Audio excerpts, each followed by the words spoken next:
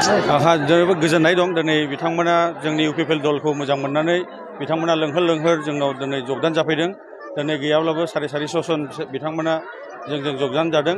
दा जोंनि प्रमद बर'नि दैदेननाय बिथांनि मोजां मोनसे नीति आदर्शफोरखौ नुनानै जोंनि रायजो राजाफ्रा मोजां मोनदों आरो बे ओनसोलाव गोबां इउपिपिएल दला हाबा मावदों। दा बेनिखायनो बेयाव झग्राफार ओनसोल खमसे खम नियार एबाउट बहाय 1400 जनसो भटार्स दं। बेनि 1400 भटार्सआव बेयाव गैयाब्लाबो दिनै 450 मानसिया दिनै जगदान जादों। दा बिथांमोना जोंनि सरकारखौ मोजां मोनदों आरो बेबायदिनो जोंनि सरकारनि दैदेननायाव इउपिपिएल सरकारनि दैदेननायाव बिथांमोना गोजोनै थानो हादों। आरो नाथाय बिथांमोनखौ गोबां अपोजिट पार्टिफोरा नंखाय बाथ्राखौ बुंदों होननानै बिसोरनि गेजेराव प्रमान जादों। दा बेनिखायनो बिथांमोना गावसोर मोनसे प्रमान मोननानै दिनै जोंनि इउपिपिएल दलाव जगदान जादों। दा जोंनि इउपिपिएल दलनि जे नेतृत्व होग्रा मानगोनां जोंनि प्रमद बर' सार बिथाङा सासे मोजां सासे दृष्टि गोनां सासे व्यक्ति। बिथाङा गोरों गोरा व्यक्ति। बिथाङा जोंनि बिटिसिखौल' नङा, बिथाङा जोंनि आसामखौनो दैदेननो हाग्रा सासे डायनामिक लिडार बिथाङा।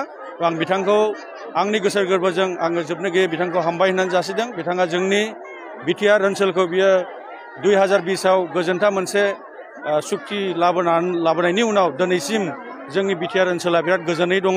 आरो दासिमबो जोंनि बे माइनरिटि एरिया हक बा जोंनि बर' ओनसोल हक जों बयबो गोजोनै थानो हादों आरो गासैबो हाबाफारिखौ जोङो मोजां खामानि मावलायनो हादों। आरो दानि जे बोथोरफोराव दानि जे बिथांमोना जे जोंनि अपोजिसन दलफोरा बुंबाय थादों जोंखौहाय माबा मोनसे 16था डिपार्टमेन्टखौ लांबाय होननाय बियो मोनसे नंखाय बाथ्रा। जुदि बे बाथ्राफ्रा नंगौ नंखाय बुंनाय बाथ्रा, नाथाय जोङो फोरमान होनो हादों। दा दिनैनि जोंनि दैदेनगिरिफोरा दिनै लेन्ड बर्डनि जे हाबाफारि बेफोरखौबो मावनो हादों आरो बेबायदिनो गोबां साख्रिनि बाथ्राफोरखौ बुङो। बेयावबो जोङो स्पष्ट भाबै जोङो बुंनो हादों। मोजां मोनसे बेबस्थाजों जोङो साख्रिफोरखौबो होनो हादों आरो दाबो जोङो होनो थांगासिनो दं जोंनि गभर्नमेन्टआ। दा बेनिखायनो जोङो गोबां मानसिफोरा बुजिबाय दायो। दा बे हिसाबाव गोबां बेयावनि जोंनि ओनसोलनि मानसिफोरा मोजां मोननानै जोंनाव जमदुवार ओनसोलनि रायजो राजाफ्राबो गोबां लोंहोरनो जोंनाव जगदान जादों। दा बेनिखायनो जोंनि जमदुवार समष्टिनिफ्राय बेबाराव जे बिजाथिया जोंनाव गसंगोन बेनो इउपिपिएल दोलोनि बिपुल भटआव 20-22 हाजार भटआव देरहागोन बे निश्चय, बेखौ आं सानदों आरो बुङो। मोर नाम मोहम्मद शाह आलम शेख। मैं माने आगत 2012 পৰা যেতিয়া আমাৰ এই গণ্ডগোলখন হ'ল তেতিয়াৰ পৰা আমি আৰু বিপিএফ পাৰ্টিতে খেলি আছিলোঁ। এতিয়া মানে আমি বিপিএফ বহুত খেলিলোঁ, বহুত জাজ কৰিলোঁ।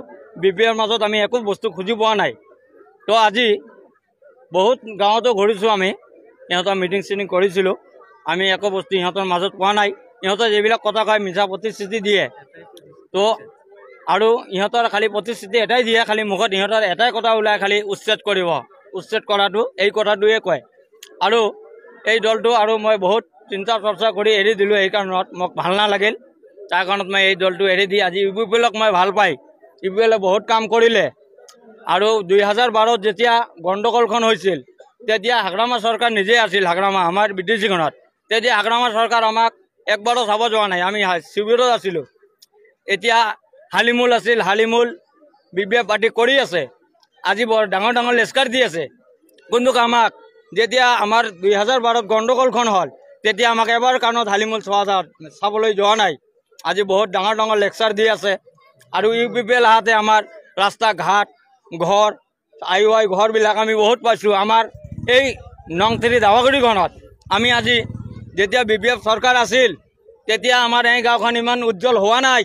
আজি ইউপিপিএল চৰকাৰ আহি আমাৰ গাঁওখন আজি ফুলৰ গাৰ্ডেনৰ নিচিনা ফুলি উঠিছে। আমি প্ৰত্যেকটো গাঁৱে গাঁৱে ঘৰে ঘৰে যাওঁ, ইয়াতে দেখা পাওঁ যে IOI ঘৰ দিছে, কোনে দিছে, ইউপিপিএল দিছে। এইফালে যাওঁ, এইফালেও জিজ্ঞাসা কৰি সুধিলে IOI ঘৰ আৰু ৰাস্তা ঘাট দিছে। আৰু যেতিয়া বিপিএফ চৰকাৰ আছিলে আমাৰ এই গাঁৱতে এখন ব্ৰিজ আছে, ব্ৰিজৰ আধা কাম কৰিছে, আধা কৰা নাই, এতিয়ালৈকে কৰা নাই। তো এই কাৰণত আমি বহুত উদ্দেশ্য আছে, মই ইমান ক'বলৈ নাযাওঁ। এইখিনি কৈ মই আজি মোৰখিনি সমাপ্ত কৰিলোঁ।